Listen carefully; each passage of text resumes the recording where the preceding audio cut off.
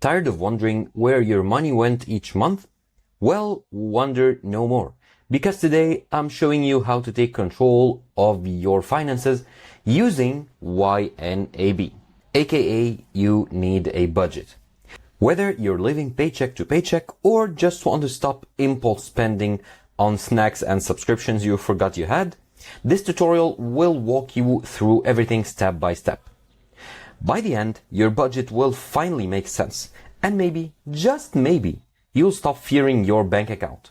So let's get started. First of all, if you go to the website, that's ynab.com, and you create your account or sign in to your existing account, you will have to answer some questions. The setup wizard will answer you some questions to determine your spending habits and help customize your account. And after a few questions, pretty simple, easy, you'll land on your main dashboard. Now, one of the things I love about YNAB is the simplicity. As you can see, the interface is pretty minimalist and they don't overwhelm you with lots of widgets, options here and there, so that you don't know where to start.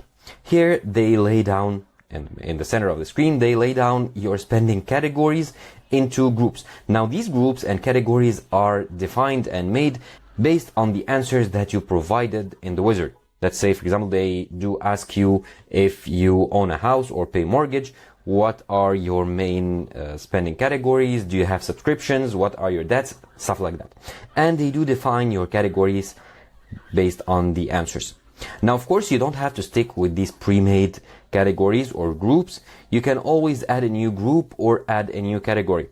So under needs, for example, here I have groceries, transportation, home maintenance, and other categories.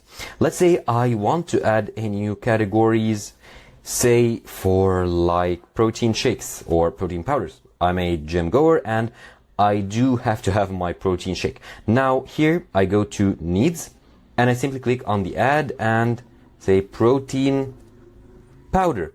That's a pretty important category for me. As you can see, it's added right here. Now I can change it, I can edit it if I want to, or I can delete it if I decide I don't want it anymore. Now here in the groups, I have the bills, needs, and wants. Let's say I want to create a new group. And as I told you, as a gym rat, I want to create a new category group for the gym, which I can add in all the expenses related to the gym. Now here, let's go ahead to the needs and let's just drag the protein powder under gym. Now it's in the gym group.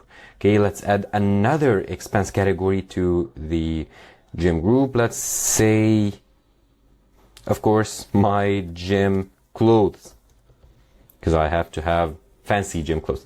Now, here I created a new group with two categories. Okay, now let's add a new expense. Now, in order to add an expense, I need to add an account here. I haven't added an account. You can add an account from the top or from the menu on the left. Now, here you do have lots of options. You can add some popular options such as Chase, American Express, Citibank, Apple, Discover, and others. Or I can add an unlinked account. So this account, I'll just name it test. Select the account type if it's checking, savings, or cash. Let's say it's a cash account. What is the current account balance? Let's say $500. Let's create it. Okay, and now it's done. Let's add another account. Okay, add unlinked account. And this is the test 2 account, and this time it's a saving account, which has only $100. Okay, now I'm done. And as you can see here, I have a total of $600 that are ready to assign. And now after I added my account, I need to go to the next step because I just created my account in order to assign expenses.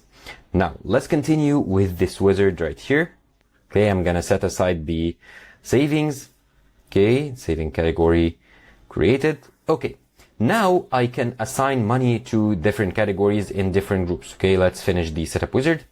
Okay, now that everything is created, let's say I want to buy some protein powder. Okay, now I want to buy a tub of protein powder for $50.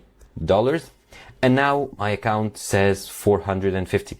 And that's because, as you remember from the wizard that we did like seconds ago, I've excluded the saving account from my overall budget.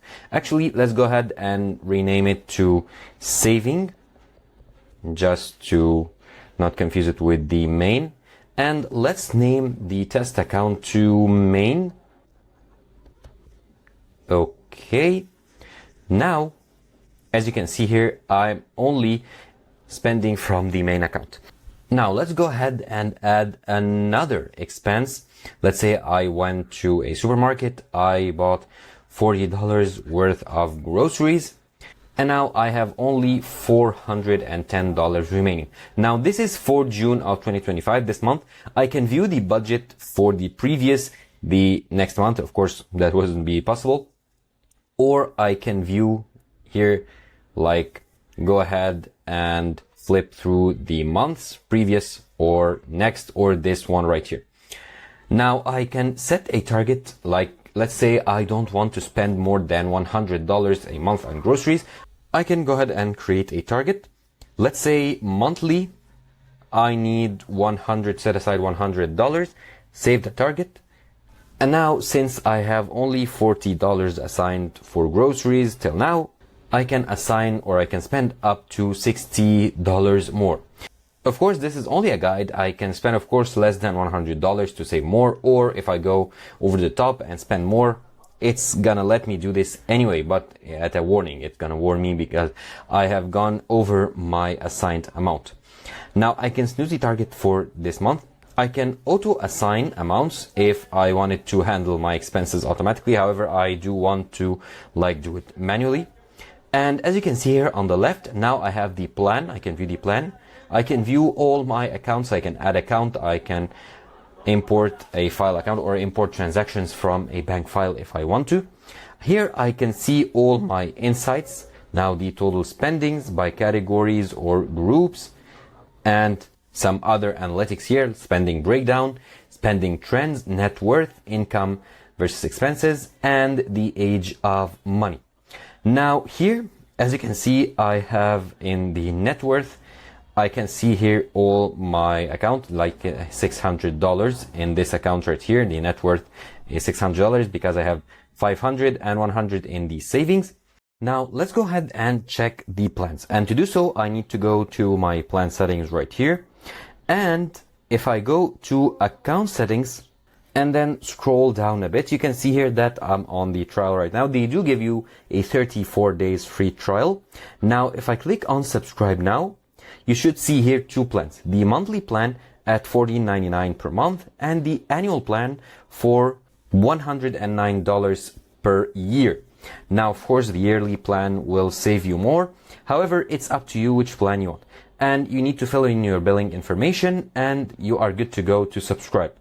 Now, as a budget enthusiast or someone who wants to limit unnecessary expenses and gain control over their financial life, using YNAB is really worth it. Now, I do want to mention that you don't have to use it like here on the browser as I am. You can download the YNAB application on your mobile phone and use it there.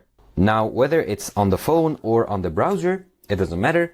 What matters is you go ahead and use it.